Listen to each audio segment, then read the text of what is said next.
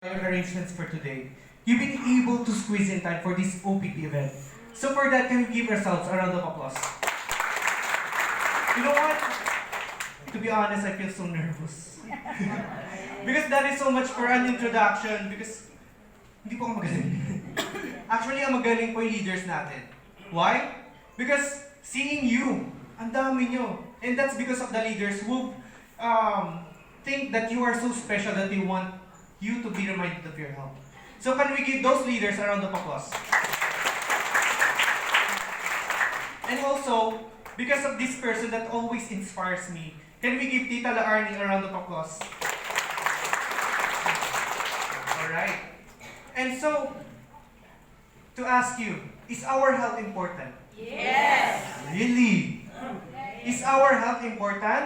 Yes. Okay. So if that's so, who among you went to see a doctor for a medical checkup, let's say, for the past 3 months? 3 months? Who? Only 1, 2, 3. 3 people among this huge crowd. And you are saying that health should be our top priority. Oh my goodness. I guess we have some misunderstandings. Yeah. Alright. So, just to ask you again, who among you went to see a doctor for a medical checkup? Let's say, for the past 6 months. 6 months. Alright, at least we have few hands. But I'm still confused. Alright? Because I guess we still have misunderstandings because you are saying that health should be our top priority and yet few hands only. You know, the thing is, we will only be reminded of our health when we go to a doctor. And worst is, pag may kasakit lang. Tama ba? Yes. And then the doctors will remind us of our health. Drink your medicines, drink 8 glasses of water, exercise 15 to 30 minutes. Tama ba? Yes. And you know what? Every time health will be tackled, I always remember my mom. Because my mom usually reminds me to wash your hands before eating, put towel on my back before playing outside. Tama po ba? Yes. But the thing is, once we get old, who's gonna remind us of our health? Right? So today, you are so lucky. You are very blessed. Why? First, foods have been served. So who among you have not eaten? May hindi po ba nakakain? Uy, may hindi nakakain. So to those people who have been able to eat, so how was the food po? Masarap. Oh, sayang. Alright. Okay. And then second one is that you are here for a reason. Alright? Because someone remembered you. Someone think that maybe you are so special and important to them that they want you to be reminded of your health. So we have to thank those people who have invited you. Can we give them a round of applause? Because these people, these leaders might think that you are so special to them. And maybe they think that they found this amazing product that they want you to know. Alright? Because we have to take care of our health. And maybe if we will not start taking care of our health, we might be prone to these following diseases.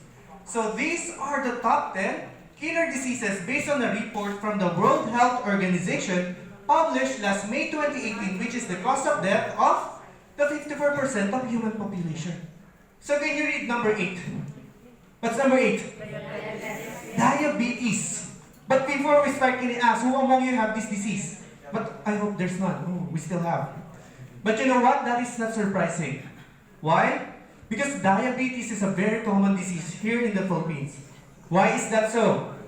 Because Filipinos love to eat rice. Because Filipinos love to eat in mang inasal. Diba?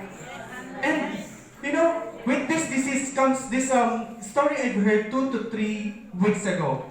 That there is this well-established family. The father, an engineer. The mother, an architect. And they have 2 children, a boy and a girl. And then they enjoy life to the fullest because they can go eat in fine dining restaurants. They can go out of the country trips. They can go to exclusive beaches, resorts, because they have all the means. And then, one day, the father felt something wrong with his body. So, what he did was, he went to a doctor for a medical checkup. And that was the time where he was diagnosed with diabetes. So, with the diagnosis of diabetes comes maintenance medicines. When we say maintenance medicines, do you think maintenance medicines can totally cure the disease? No. Because maintenance medicines, with the word itself, just to maintain the certain level of sugar in our body. So because it has been their culture, it has been their practice for quite long time, and it's really hard to change. Tama po ba? Hindi na kailangan ng maintenance medicine. So what comes next? Taking insulin shots. Diba? So let's say if you're the wife, if you're the children, seeing the breadwinner of the family suffering from this disease, okay lang ba? No. And saying that, are we the typical type of Filipino thinking, okay lang yan, pwede pang gumaling yan. Diba? Kasi magastos. Tama po ba? And then, let's say, because it has been their culture, mahirap baguhin. It has been their lifestyle. Eating chocolates, cakes, sweets, right? Let's say 5 years of living the unhealthy lifestyle. What comes next? Maybe the legs will be amputated. Or worst case comes to worst, maybe he will be bedridden. Tama po ba? So, sino po dito may mga asawa na? Ay, medyo marami din po. Alright. So, just to ask po, if you are the wife, do you love your husband? Alright. So, by that, what if this disease requires a 24/7 care? Are you willing to sacrifice for your husband? Yes. Wait, pumunti na. Again, what if this disease requires you 24/7 care to take care of your husband? Kaya ba? And just to remind you, you took an oath in sickness and in health. Oh, ayan. So what if this disease requires you to resign from your job to be able to take care of your husband? Are you willing to do it? Okay. So, if that's so, you as the children, a boy and a girl, seeing the breadwinner of the family laying down, and then your mom sacrificed the job to be able to take care of your father. Do you think you can still pursue your studies when there's no one to support your studies? And do you think this once a happy family can still live a happy life? No longer, right? And I was just referring to one of these top 10 killer diseases. And when I say top 10, there are other killer diseases which are not included here. Tama ba? So what are the causes? There is aging population. Because right now in our time, we can see 20 years old, 25, 30, 35 years old, young age being diagnosed with any of these diseases. Tama po ba? And not just that, there is rapid aging population. So to ask you, what do you think is the average life expectancy of human population 50 years ago, 1950s? 1950s? 99? 100, tama po? But the question is, who do you think lives longer? Those people who lived 50 years ago or us living of the present time? 50 years ago. Bakit kaya? Why is that so? Because of our lifestyle. Because of our busy lifestyle. Because right now we are living in a fast-paced world. We have to be fast or else we might left behind. The very reason why we love eating fast foods. The reason why we love eating instant foods. Not just that, there is lechon, sisig, crispy pata, chicharon, di ba? And then, yes, bagoong, tita, fatty foods and salty food, which are part of our wrong diet, di ba? And not just that, there is inevitable and unavoidable stress. So who among you experience traffic by going here? Meron po, na-stress. Traffic. Ay, medyo konti. Or maybe, some of you experience or being in stress because of receiving the monthly bills. Ay, medyo marami nakarelate. And baka dito mas marami makarelate. Na-stress because of the husband or wife. Alright. So, di ba? There are so many factors that triggers our stress. But not just that, there is pollution. Pollution is very self-explanatory. So pollution is land, air, water. Pollution is everywhere. So these are the factors that leads us to any of these killer diseases. Tama po ba? Yes. And being diagnosed with any of these diseases may lead us to our death. But don't get me wrong. I don't wanna scare you po. Alright? I just wanna bring awareness to you. Because if we will not start taking care of our health, we might be getting any of these diseases. Okay po ba? Yes. But the good thing is, there is this recent medical breakthrough.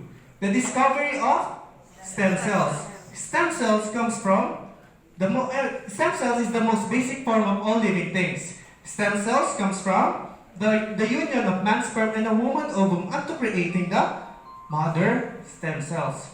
And then the mother stem cells has the ability to duplicate from 1 to 2, 2 to 4, 4 to 8, and so on and so forth, unto creating blastocyst.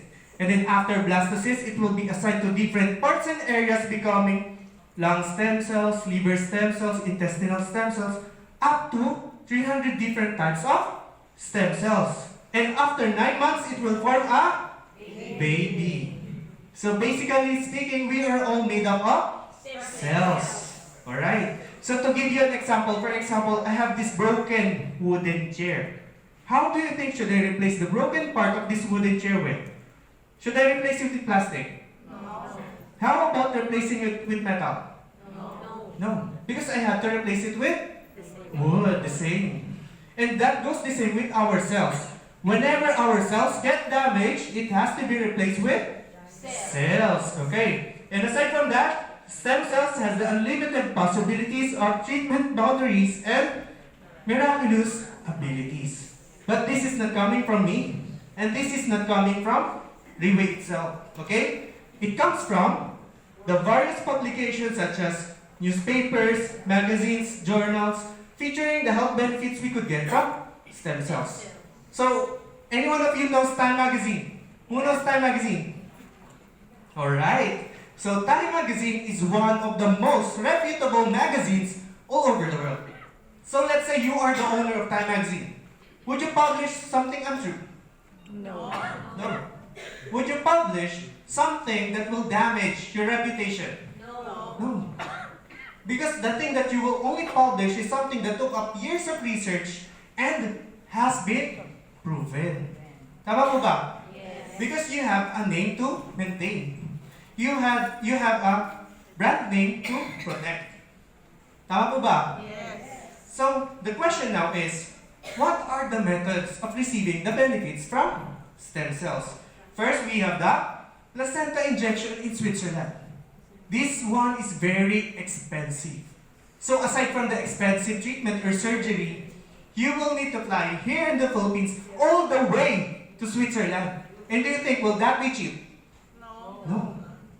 And aside from that, accommodation. You will need to pay for your hotel.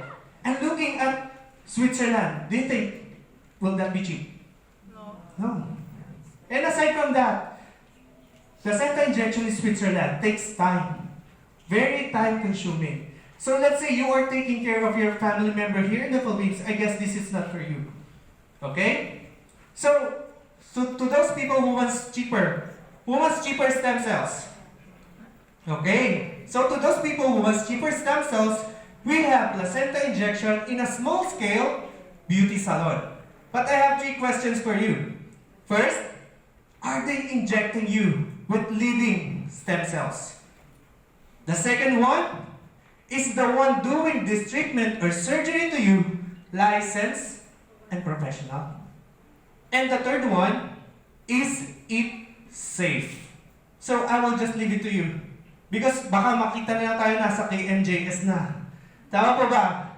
Alright. So aside from that, we have the stem cell transplant. So what is stem cell transplant? So stem cell transplant is like, for example, you are driving a car. And while driving a car, you met an accident. So your arm got separated from your body.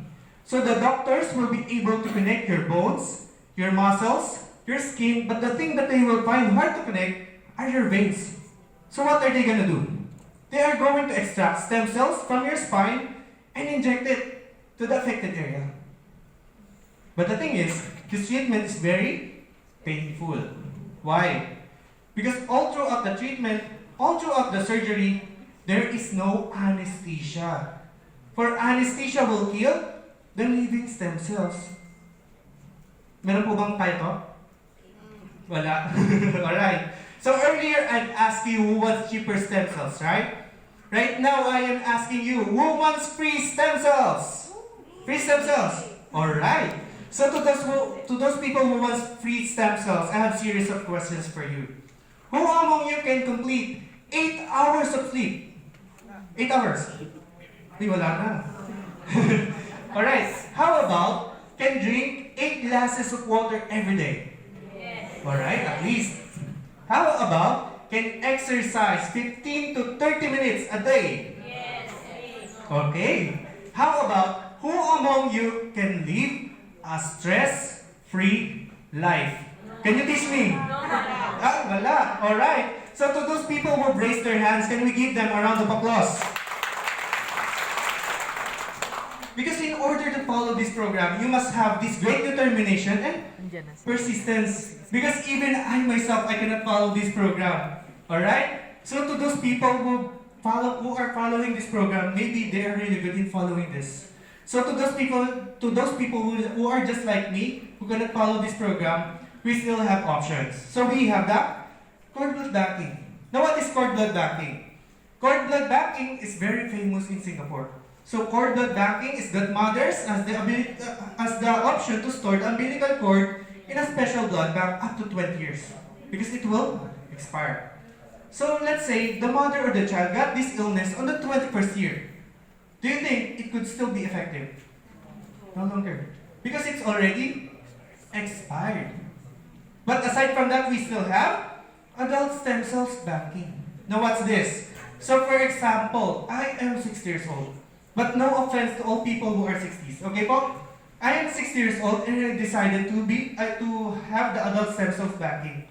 But because of the factors that deteriorates my health such as aging population, wrong diet, inevitable stress, pollution, my stem cells are 20 years older than my actual age. So basically speaking, my stem cells are 80 years old. So do you think it could still be effective? No. No longer. Because some others say, the younger the... Oh, dami relate ah. Alright. So, the question now is there any convenient, effective, and yet affordable way? Is there? Yes? Yes, there is. And that is through the oral capsule method. And with oral capsule method, we have the 5 modern technologies. First, we have the freeze-drying technology. With freeze-drying technology, it is the process of preserving the living stem cells in a special freezer for it to last to 3 to 4 years. Next is the nitrogen-filled technology. Nitrogen-filled technology prevents oxidation to occur inside the capsule. Because we know with oxygen comes bacteria. And oxidation is the process like, for example, you will cut an apple in half. You will place it there, let's say, for 1 hour. What will you observe with the apple? The apple turns brown. And that is the process we call oxidation. Next, we have the enteric-coated technology. So enteric-coated technology protects the capsule not to be dissolved in our stomach because of our stomach acids. Because according to research and studies, nutrients absorption in the stomach is only 20%. But once the capsule reaches the small intestine, nutrients absorption will be boosted up to 80%. Alright? Then next we have the emulsification technology. Now what's emulsification technology? It is the process of breaking down the largest molecules from the ingredients of the capsule for it to easily penetrate even the tiniest veins on our body. And then the newest technology used is the biosoftgel technology for the capsule to be easily dissolved for faster absorption. Alright? So with all these 5 modern technologies, I present to you Portier Placenta. So Portier Placenta is specially sourced in New Zealand. So when you hear the word New Zealand, what's the first thing that comes in your mind? New Zealand. Pollution-free. Tall grasses. Cows. Tama? Green pasture. Sheep. Right? And aside from that, New Zealand is very strict of what's going in and out of the country. So luckily, Portier placenta comes from New Zealand. But the question is, specifically, where does Portier placenta comes? So, Portier placenta comes from a doe, a female deer. Why those? Because those are known to have humane soul. Deers doesn't have gallbladder. So what is the function of our gallbladder? To detoxify our body, to remove all the toxins. So this deer can distinguish which is good to bad grass. So they rather eat good grasses all throughout their lives, because if it happens that they've eaten the bad grass, they will immediately die. Okay po? So, actually there is a story about the deer placenta. Would you like to hear it? Yes. Yes? But maybe it will take I guess 2 to 3 hours. Okay lang? Okay lang? Hindi, joke lang po. Baka batuhin niyo ako. Alright. So, maybe just few minutes of our time. So, the story goes, during the ancient time, during the time of Tang Dynasty, Emperor Tang, along with the soldiers and the royal doctor, went to the forest to hunt. And then while walking, they saw a doe giving birth. So instead of killing it right away, Emperor Tang decided, once in a lifetime opportunity, okay, I will watch it first. Diba? Observe first. And then, right after giving birth, the doe ate its own placenta. So, that gives Emperor Tang the signal to kill it. But when Emperor Tang about to pull the arrow, the doe noticed Emperor Tang. So what it did is, it stood up and quickly ran away. So how did that happen? How did that happen that a doe which just gave birth stood up and quickly ran away? Right? Because for humans, for mothers, whenever they will give birth, what do you usually observe with them? They're weak, right? And maybe some of them cannot even stand. But how did that happen that a doe which just gave birth stood up and quickly ran away? Tama po ba? So, that puzzled Emperor Tang. So before leaving the area, Emperor Tang said to the royal doctor, find answers. How did it happen that a doe which just gave birth stood up and quickly ran away? So, before leaving the area, the royal doctor gathered samples. And then after years of research, the royal doctor finally created the product. He was like, finally, I now have this product. But, what if I will give this immediately to Emperor Tang and something bad happen? Maybe my health will be chopped off and to the next generation of my bloodline. So natakot siya kasi pupugutan siya ulo, di ba? So, what he did was, he chose the ill-looking servants first. He chose the sick servants, the weak servants, and the ugly servants. And then after months of taking the product, the sick servants started looking healed and livelier. And then with regards to the weak servants, they started looking stronger and healthier. While regarding the ugly servants, what do you think happened? Yes, became beautiful. And then that's the time when rumors spread all throughout the kingdom until it reaches the concubines of Emperor Tang. So concubines are mistresses. Okay po? So, upon hearing this rumor, the favorite mistress, Yang Guifei, went straight to Emperor Tang to report, Emperor Tang, the royal doctor created this miraculous product that made blah blah blah. Alright? And then, nasulsulan na si Emperor Tang. So nagalit na si Emperor Tang. Then Emperor Tang was so angry. So he summoned all the soldiers to get the royal doctor. And then when the royal doctor reached Emperor Tang, he asked, Emperor Tang, what was the sin that I committed? What did I do wrong? And then Emperor Tang said, Royal Doctor, you created this miraculous product that made the weak servants healed, the weak servants stronger, the sick healed, and then the ugly servants beautiful. How come that instead of giving it to us, you just gave it to the servants? Why?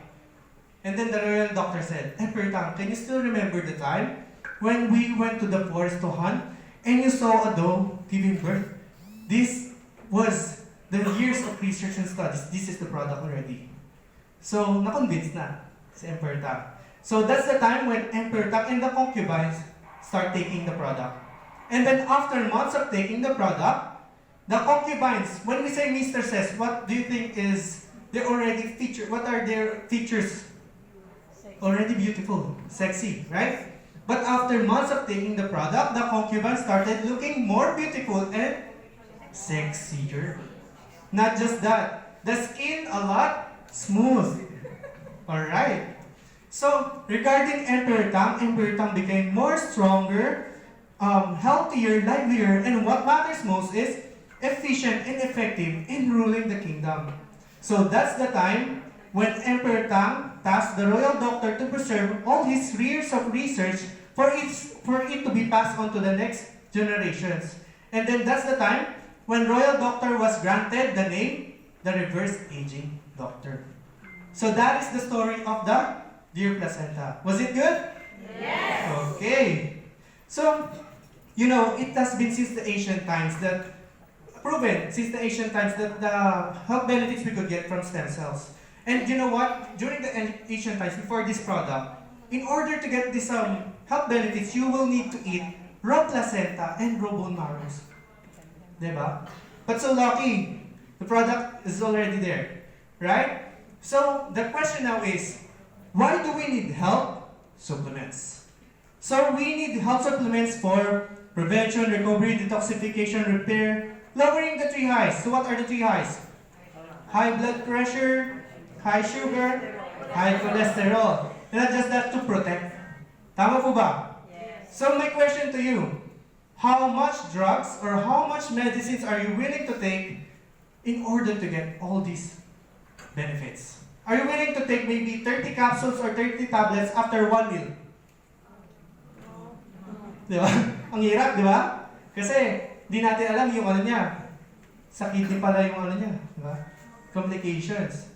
So, the good thing is, with all these health benefits, we could get in one capsule. And that is the Portier Placenta Standard, including the regeneration. Okay? So, to give you the brief background of our Portier Placenta, these are the evolutions of Portier Placenta. So, Portier Placenta on our first edition was only composed of 5 major ingredients, including the doe placenta. On our second edition, our president, Mr. Lim Boon Hong, decided we can still innovate. We can still make this product effective and better for the other people. Alright? So on the second edition was the inclusion of the 2 more ingredients. On the third edition is the inclusion of xanthan, which is from mangosteen. Fourth edition, lycopene from tomatoes. But on the 5th edition comes from dendrobium. So any one of you knows dendrobium? Dendrobium. Alright. So to those people who doesn't know dendrobium, dendrobium is number 1 among the top 9 immortality Chinese herbs. So do you think it's a good ingredient? Yes. Yes. But we are just talking about the 5th edition. Okay? So I present you the 6th edition of Portier Placenta. On Portier Placenta 6th edition, deer placenta increased from 50:1 to 100:1 deer placenta concentration. Alright? And then next is the addition of the apple ingredients, which comes with the saying, an apple a day keeps the doctors away. But we are just talking about 1 apple. And looking here, it is composed of 100 apples. So what's that? Far, far away. Right? So not just that, there is the enhanced marine collagen to nano-sized peptides. What for? For faster absorption. And next, we have the fucoidan. So fucoidan is a kind of brown seaweed, especially sourced in Japan. So when we say Japan, referring to the Japanese people comes knowing that Japanese people has the longest lifespan. Diba? But hindi lang yan. We still have the nucleic leaven. So nucleic leaven comes from strawberries, white strawberries coming from Japan. Alright? So we know that we can get a lot of health benefits from strawberries. And with white strawberries, the nucleic leaven, it is for anti-inflammation, anti-oxidation, and anti-tumor, to name some. And I will just let it to you to research on, but sobrang dami. Alright? So, these are the 12 ingredients of Portier Placenta 6. Okay po ba? So what if I decided to remove one of its major ingredients? Do you think Portier Placenta 6 can still be as effective as it is right now? No. No? Okay, so to those people who are saying yes, just to give you an example. For example, I decided to cook sinigang. And I decided to remove sampalok. Do you think my sinigang can still taste like sinigang? No. No. Yes, already nilaga, tita. Diba? And that goes the same with Portier Placenta 6. Because each of these ingredients plays a vital role and complements each other, which is essential for our bodies, detoxification, protect, repair, renewing our body. But not just that. There is the reverse aging process. So do you know the difference between anti-aging and reverse aging? Yes? So to those people, sino po hindi nakakaalam? Medyo marami din. So to those people who doesn't know the difference between anti-aging and reverse aging, when we say anti-aging, it is slowing down the reverse aging, the aging process. So like you are 29, 30, 31, 32, right? But when we say reverse aging process, it is like you are 29, but you start feeling you are 28, 27, 26. You start feeling livelier, healthier, and more energetic. Okay po ba? Yes. So, the question now is Portier Placenta 6 safe? Is it safe? Yes. So these are the certifications of safety of Portier Placenta. And can you still remember New Zealand? Yes. New Zealand being tall grasses, having tall grasses, cows, green pastures, pollution free, and being strict of what's going in and out. Right? And you know what? New Zealand even considered Portier Placenta as food. So if someone will ask me, can a child take Portier Placenta? Yes. Can an adult or a senior citizen take Portier Placenta? Yes. It's like asking, can a child eat an apple? Can an adult or a senior citizen eat a banana? Right? So, to sum up my presentation for today, maybe you've missed some of my presentation, okay? So we have prepared a video for you. So please watch this.